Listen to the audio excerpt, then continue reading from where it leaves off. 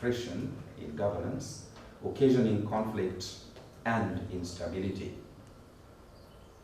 To date, there is still the tension between repressive rule, attempts at military rule, though the military model has slightly reduced, and the search for a citizen-centered form of politics. The general pretension is democratic.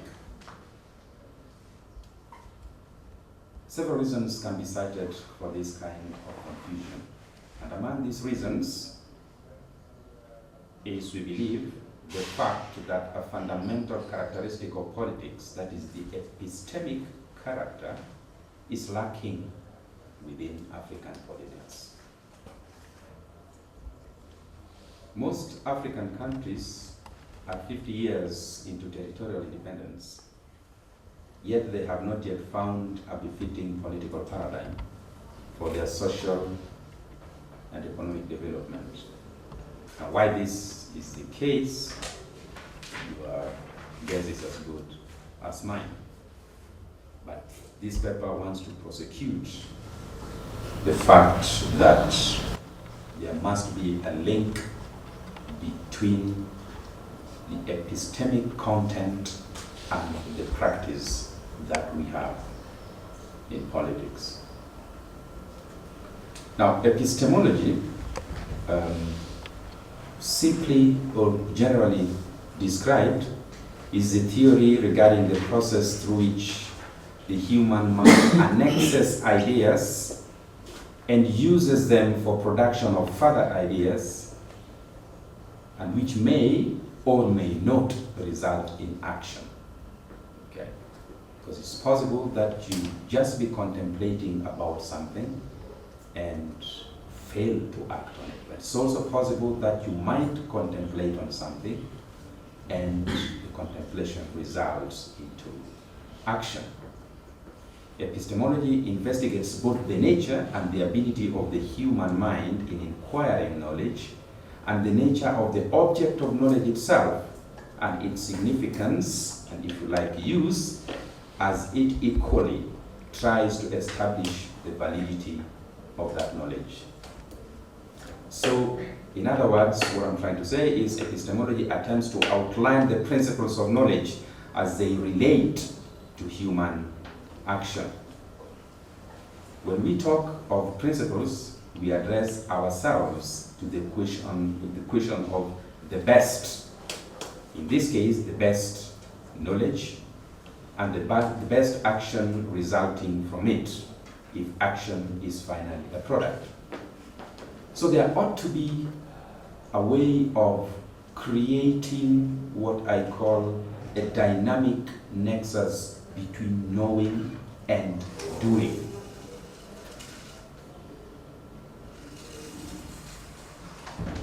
As John Wilson argues, and I go by this argument, in every enterprise, it is very difficult to avoid the consideration of what it means to do well and to achieve the best results in it. So epistemology then concerns itself with the best results in the process of knowing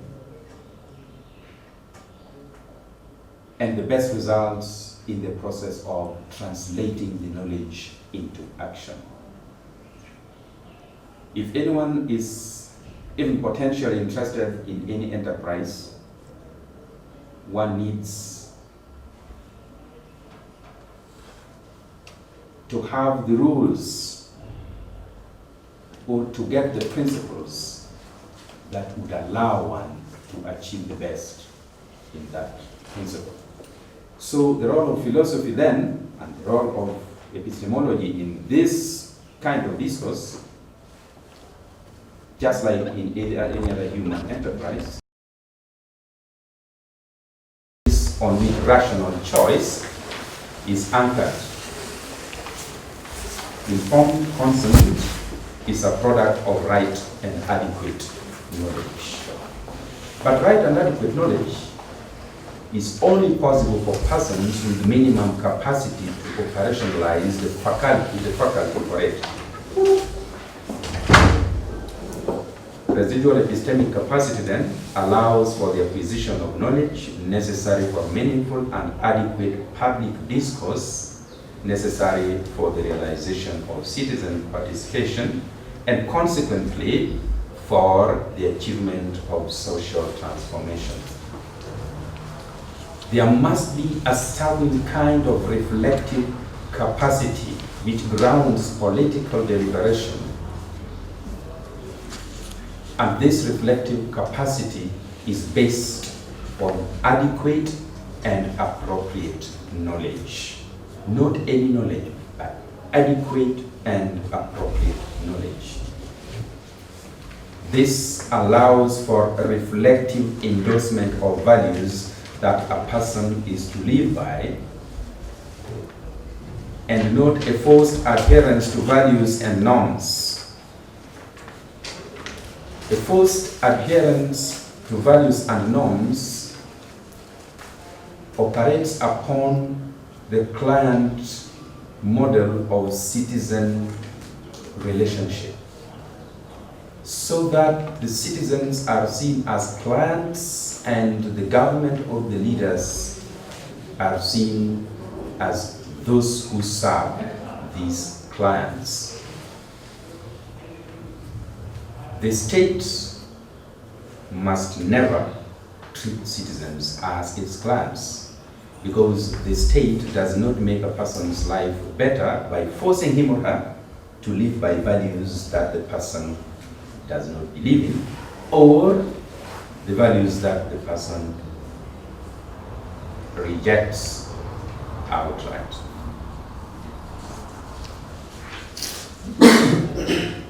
Proper and adequate knowledge, therefore, is the basis of reasonable and independent opinions and decisions.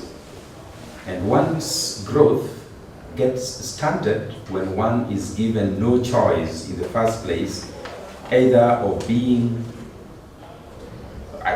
by being kept ignorant or because one is terrorized.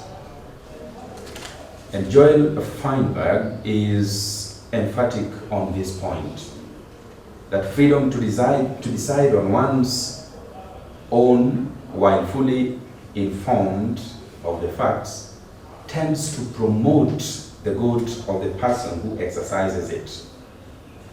But this freedom is not possible without proper epistemic formation.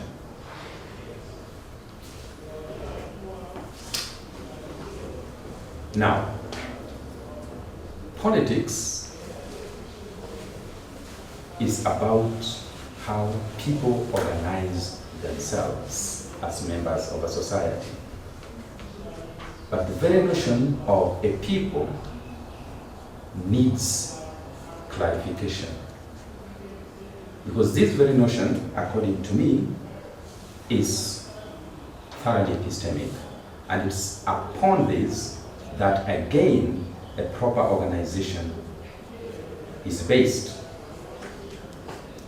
From the Athenian model, the people is given.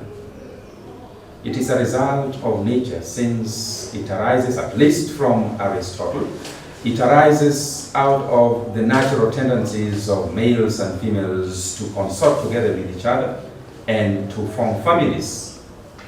So the people here is conceived of as a community of like individuals connected by blood and common culture, what Aristotle calls ethne.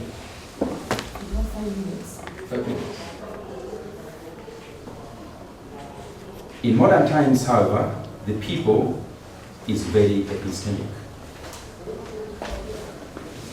The people is not given, but the people is constructed through time. And as Jean-Jacques Rousseau suggests, there is for nations, as for men, a period of youth before which they should be made subjects of law. And so it takes time of intellectual construction to bring out the notion of a people.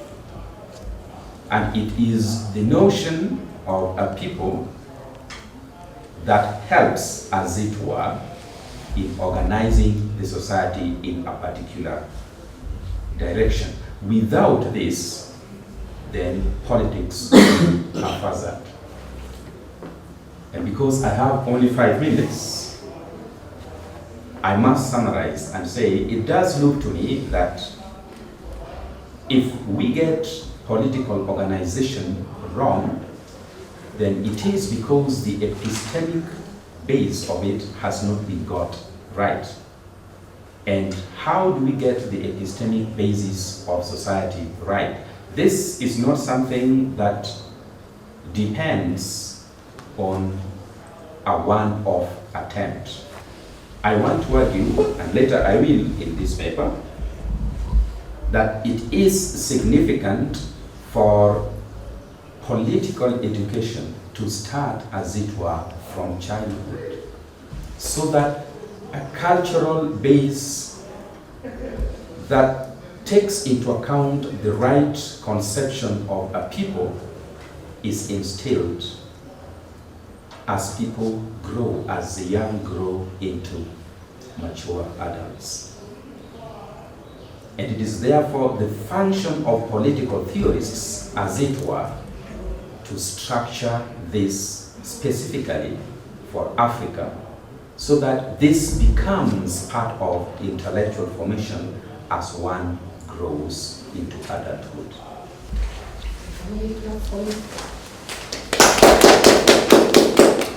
Do you think that politics, the epistemic lack or the epistemic deficiency of politics is more accentuated in Africa than in other parts?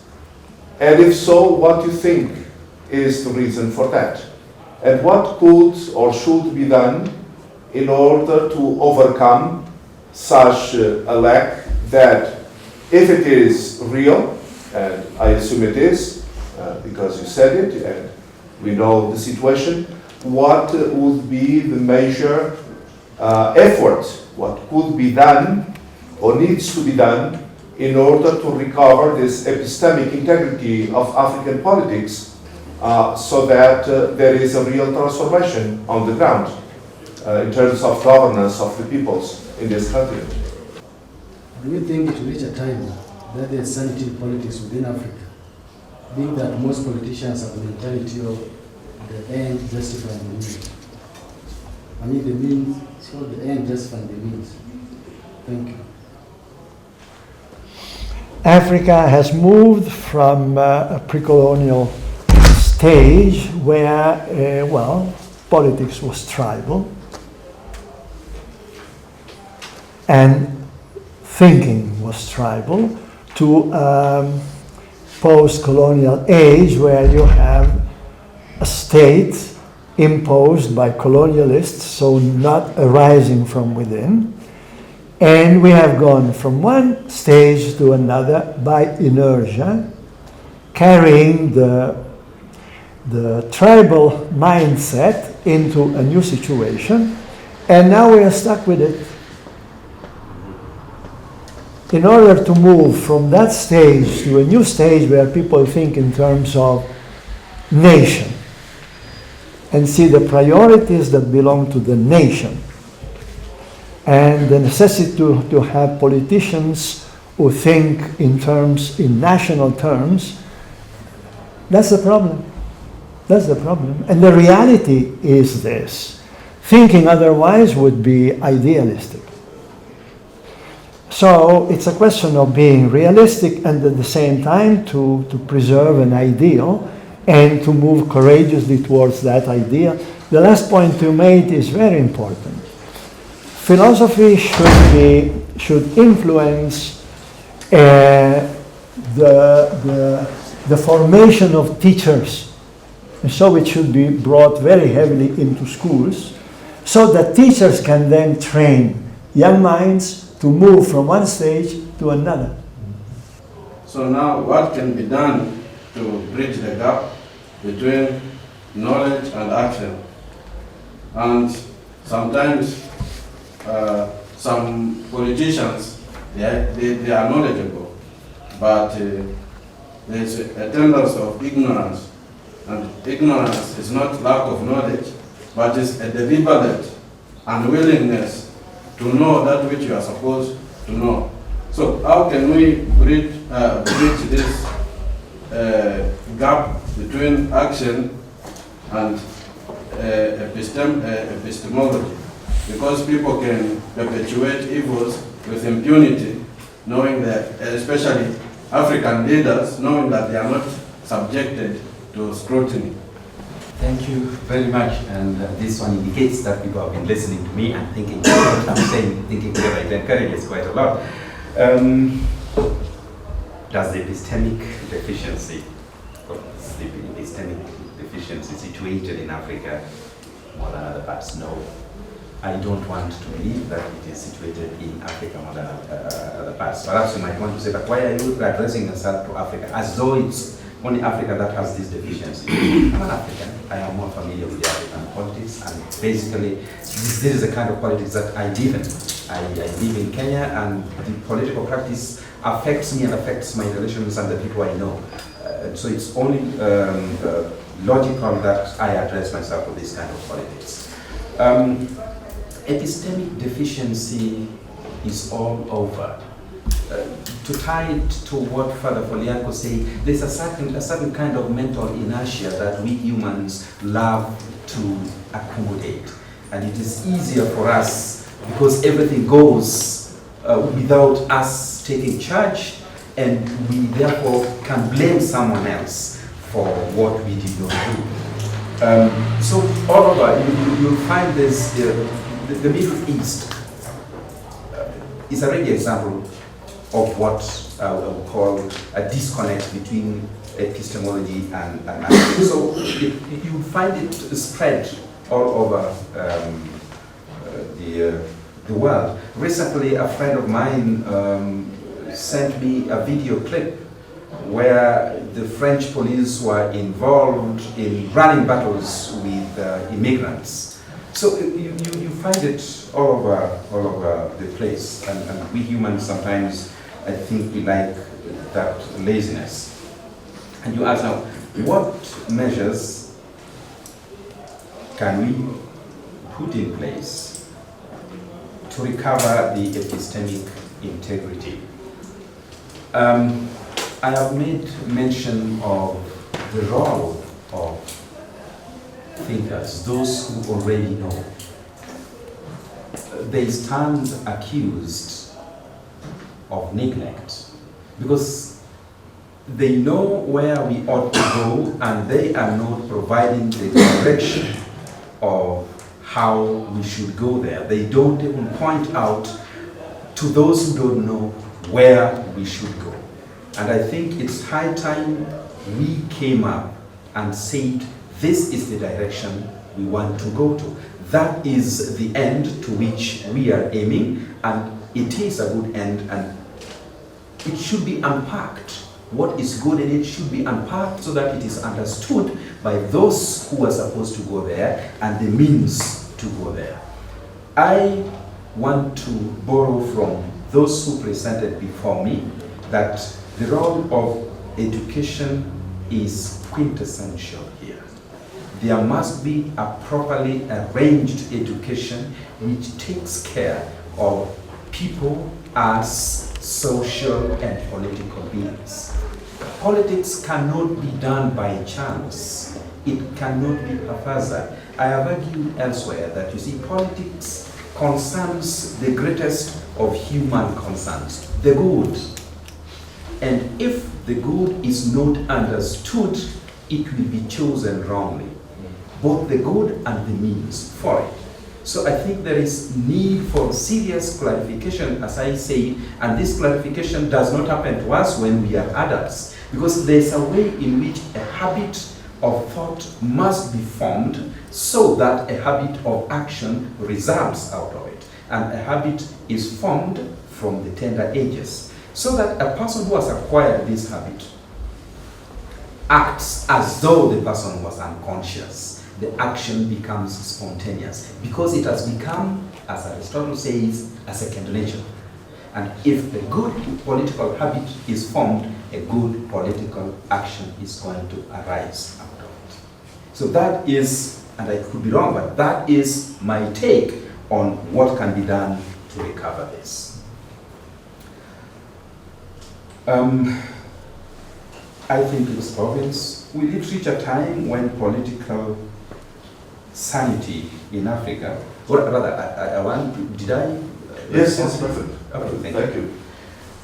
We did reach a time of political sanity in Africa. We reached a time of political sanity in Africa. Because right now, as things are, African leaders see things in terms of, if I get it, then I win. If I don't get it, then I lose, regardless of how you get it. I am not a pessimist. I think the time of political sanity will reach. Only that it might not come by territory. In other words, it might not come by accident. These are the kind of things which never happen. We make them happen. The world, if you're familiar with a bit of world history, the world has come from a very dark point of view. Look at the First World War, the Second World War, all the wars before that. Those ones were very dark ages, but we have developed through effort up to a point where such wars are not prevalent anymore where they were prevalent. So I have hopes that with the correct mechanisms and an undying spirit of trying to do something to ameliorate the situation, it might take some time, but finally we will reach a time of political sanity.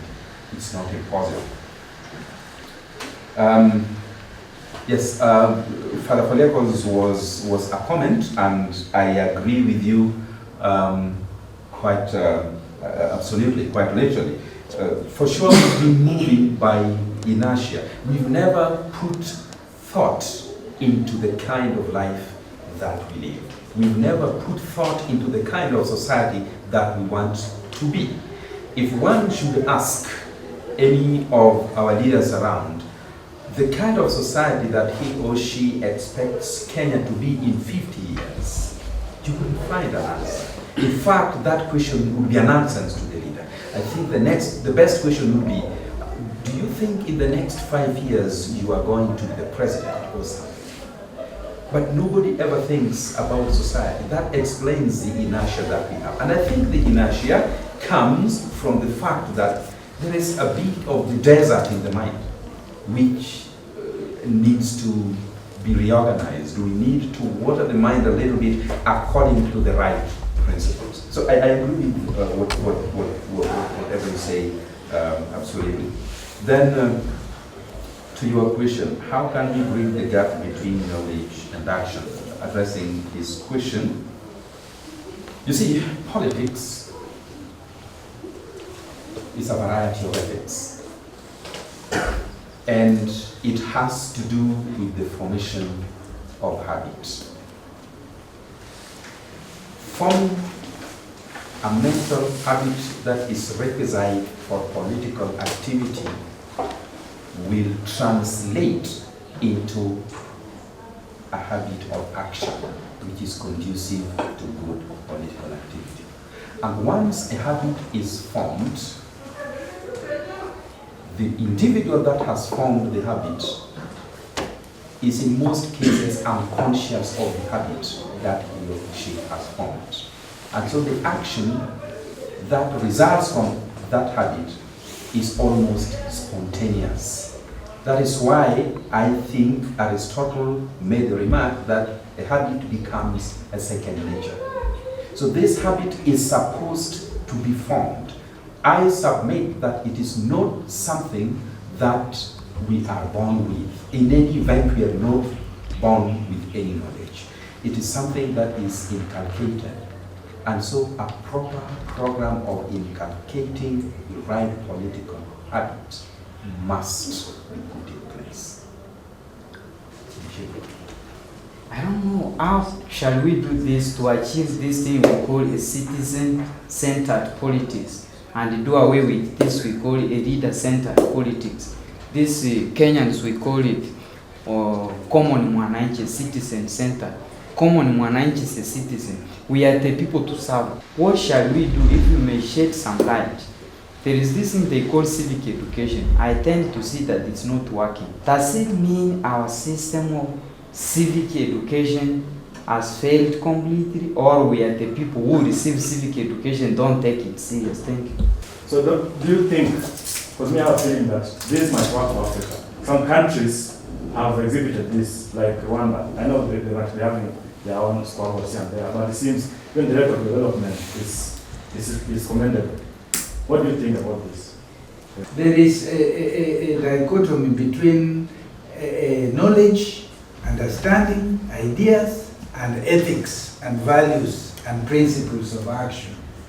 This is one of the dilemmas that I hope you are addressing or you address, because if you are giving all importance to knowledge, knowledge alone is not enough. There is something else. Somebody can also react and say that if you know the good, you have to do it. But what has been in our experience in politics is that these politicians know what is right and what is good, but they don't do it. This is the first concern I have, and how you are trying to address it. Let me start from the last. You're saying things such as acts such as apartheid, slave trade were rational, and you see there's this bit of uneasiness in the cohabitation between reason and ethics. I want to discount that theory. There is no that uneasiness. The fact that apartheid wasn't a good practice, yet it made sense to those who practiced it, does not mean that it is rational. We need to understand the difference between what is logical versus what is rational. What is logically valid may very well be unsound. We have valid arguments which themselves are unsound because it depends on either all the premises that you use or both the premises from which you draw your conclusion or one of the premises. The validity would still hold if the argument formally does not violate any of the logical rules. But it would not make sense in terms of the truth of either all or one of your premises. And that makes it, to that extent, irrational. Now, I would want to challenge anyone who might claim that apartheid or slave trade was rational to pick me up on this, because apartheid and slave trade and or any other, like perhaps what Hitler did in Germany to the Jews, sounded quite logical from the premises that they drew their conclusions from, but they were not sound. They did not accord with the principles of reason. With sound knowledge, certainly a habit must be formed. Always what you know translates into what you are. Unless, for sure, as I will say at a certain point, you did not know this was the way, for lack of a better word, a gameplay.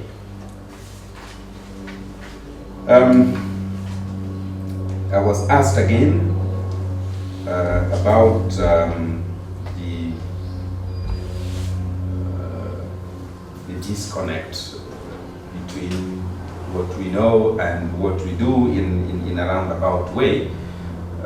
You said that at a certain point you will find myself leaving the world of academia, going to politics because I am looking for money here. I am not paid well. In fact, you're right. I don't know how you knew that I'm not paid well. For sure, I'm not paid well. And then people not doing what they know. Why is this the case? Again, I submit I could be wrong about this, but this is my honest opinion. The problem is not civic education which has failed or whatever. The problem is the education which has failed. Education as such. It has failed in its nature, in the process, and in the end. In the aim. We have to get to know the kind of society that we want to be, so that we structure the kind of education that is going to produce that society. Do we want to be trained in horsemanship? This one presupposes that we want to be a society of horsemen or horse riders. So we will need a horse trainer to tell us how horses operate and to show us how we can excel in horsemanship. After that, we will assemble the tools necessary for this kind of training. And we will know, once we have achieved this, what kind of person are we going to see, so we can test ourselves against that benchmark. Our own system has not understood that primordial point, that we need to sit and be clear on what we want to be, and construct the kind of education that can produce that kind of society. At the moment, we are busy talking about how many years to take in school. The problem is not about the years, the number of years that you take in school. You can take 100 and get out of that school with nothing completely. But what is the content? And what is this content geared to produce? And what kind of tools do you assemble for producing this? That is where there is the disconnect. Most of us who go to school from what I want to call a usufruct point of view. School is a tool for gain. It is not a tool for forming the human person, getting the human person out of mere animality into humanity. Because we actually make ourselves into human beings. Otherwise, if we don't get a process that makes us into human beings and we are left to live with monkeys, we will adopt the manner of living of monkeys. So there must be a practical effort, well thought out, to make us into a certain type of humans. Look at what happens to the military staff. When they go for their training, they are, in the first 3 weeks, deconstructed, literally deconstructed, and then they are reorganized into new persons. They take new identities because these people are clear on the kind of person that they want to produce at the end of the day and the tools to produce this kind of person. So I submit, and I agree, I could be wrong about this, someone can challenge me if you have a better idea, but this, I think, is where the problem is for us now. The basic problem of disconnect between knowing and doing is not just a question of philosophy. It's a question of sin and grace. And from a Catholic point of view, that should be kept in mind. In other words, Paul said, I see what I should do, and do the opposite. That is sinful man. And therefore, unless Christ comes in, that cannot be put back together. And from a Catholic point of view, you have the whole problem or contribution that the church can make, religion can make, salvation in Christ can make. Without that, we are off the track completely.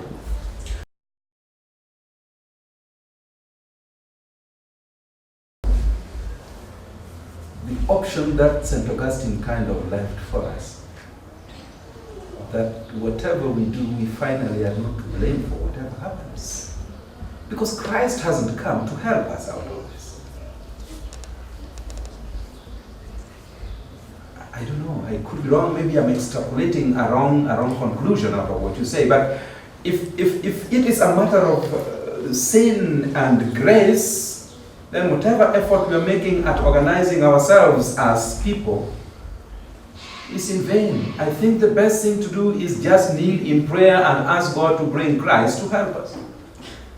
This would defeat the very nature of rationality that we...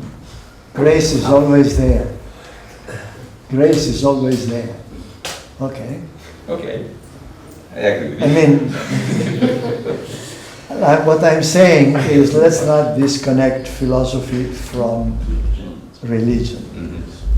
Because that's the concrete people we have here are mainly believers. And unless one relies on what religion can also give them, then we're not talking about the reality of Africa. The reality of Africa is that you have humans who believe. Correct. I just want to stretch my thinking a little bit further than the African Christian believer. Would we then exclude the Muslims because Christ may not really make much sense to them? I wonder whether the Hindus may also be excluded or something like that. It's just that I see a disconnect. I don't get how to include these ones too. Well, the present view is that the Spirit is at work in all religions. And when the Spirit is there, the results can be the same. Okay, fine, thank you. May I react to Gabriel's question before we get to other questions? Now, he was suggesting, actually saying Hobbes has a solution to our problem. Let us get the Leviathan, this monster, who will keep everybody in check by inspiring mortal fear, so that nobody goes outside of the recommended boundaries. My bet is deliberative, but I am not going to bring in Habermas at the moment. My reaction to this is that being rational individuals, each has an epistemic capacity to think out what is good, might be mistaken on the process of thought, so that he or she arrives at a wrong conception of the good. But the person has that capacity to think out a conception of the good. And the Leviathan is going to arrogate upon him or herself the duty of imposing a conception of the good life on each and every individual. An individual with a small ear and with a big one. An individual with long legs and with short legs. And if the Leviathan thinks that big ears are not good, then the Leviathan is going to restrict everybody to a certain kind of size of the ear, and is going to be harmful. If the Leviathan thinks that the same length of trouser is good for everybody else, if it was your length of a trouser, you understand that I am going to suffer. Okay. So the Leviathan runs the risk of imposing or patronizing a theory or a conception of the good life, which ethically is incorrect. What about now the state of democracy?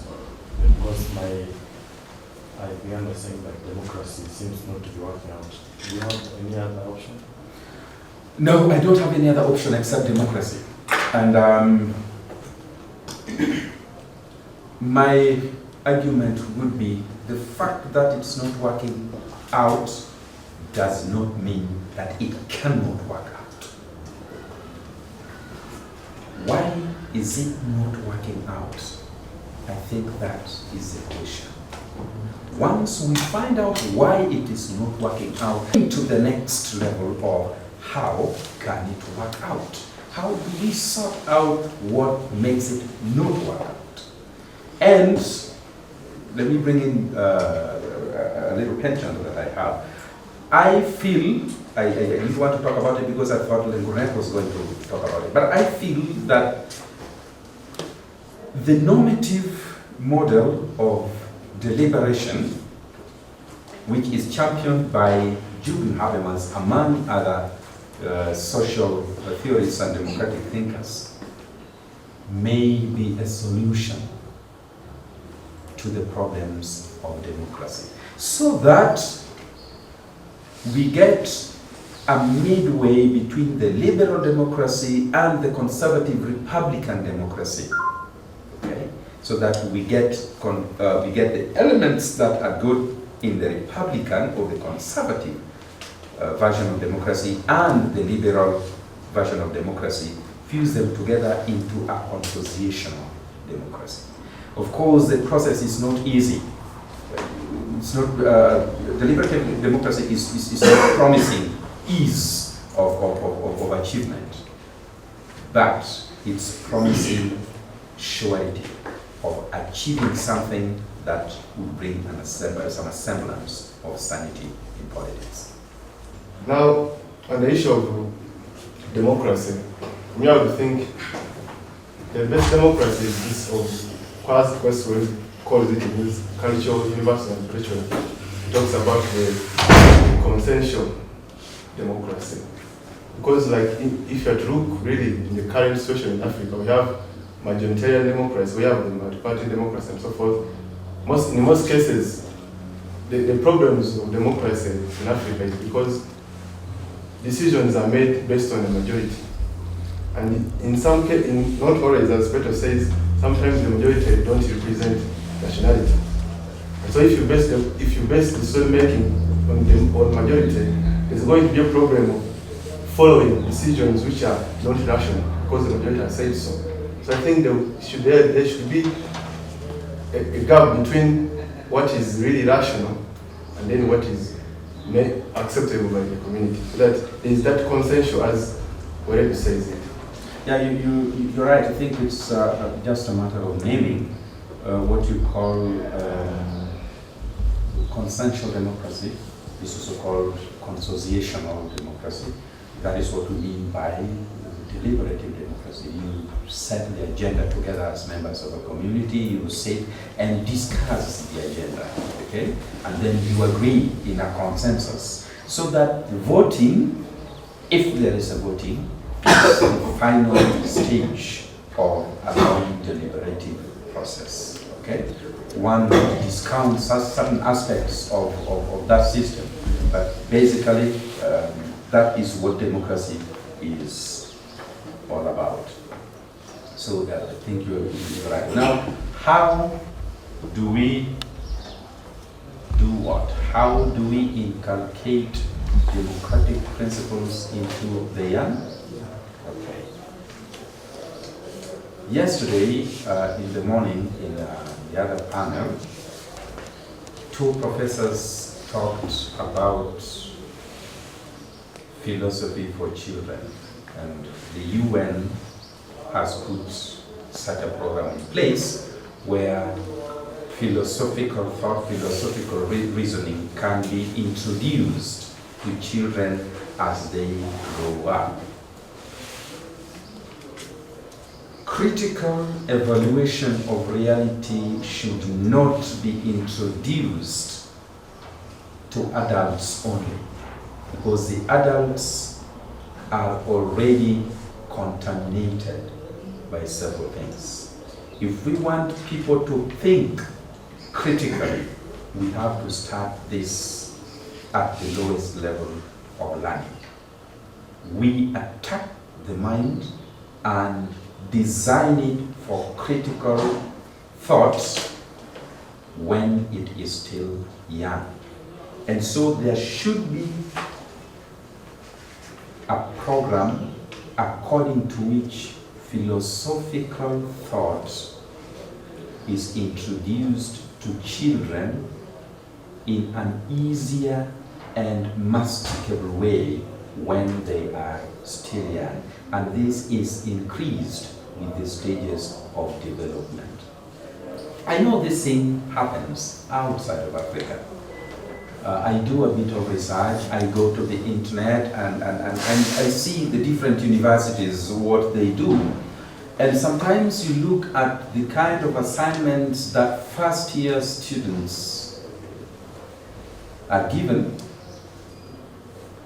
you wonder, you say, but this is a post-grad assignment. I have had occasion of talking to small children, secondary school children, who have a very good knowledge of Plato's works. They can discuss with you Aristotle's works very easily. They tell you, we have read this, we were told to read this, and we have read it. So I still submit that a deliberate effort must be made at reorganizing the education system and packaging it in a way that would help train the mind from childhood. So that ethical reasoning should be introduced to children at around grade 5.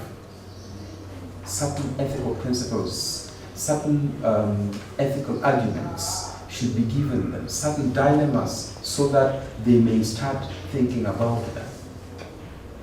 If they are presented in terms of wise sayings and proverbs, then they are asked to unearth the meanings of such sayings and their implications in practical human life. From there, they start developing the critical sense. I think we can go that route and achieve something. Now, St. Augustine says that our mind is meant to be truth. Now, if you are told to join politics, because you know what politics is and what philosophy entails, though you are still in research or more. Now, will you leave the profession, being a lecturer or philosophy, and join politics? Your opinion. Thank you.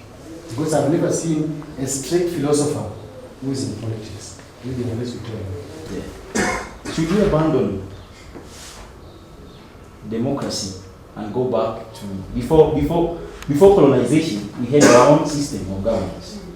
That is, if I can refer maybe to some countries, there was kingship and all that. And after the colonization,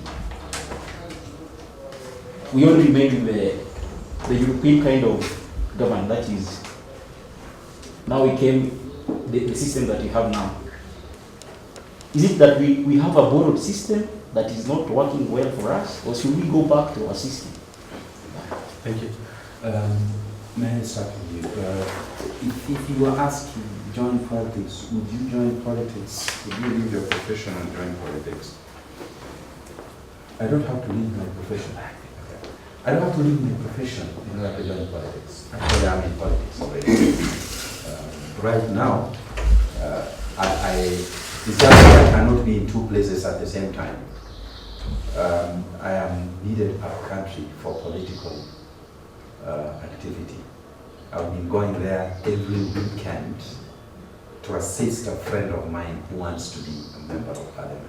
And I sat down with him when he requested me to do that, and we ironed out whatever we needed for the constituency. To join politics does not mean that I have to go and be a member of parliament. Someone else can be, but that person may get bits and pieces of advice from what I know about political practice.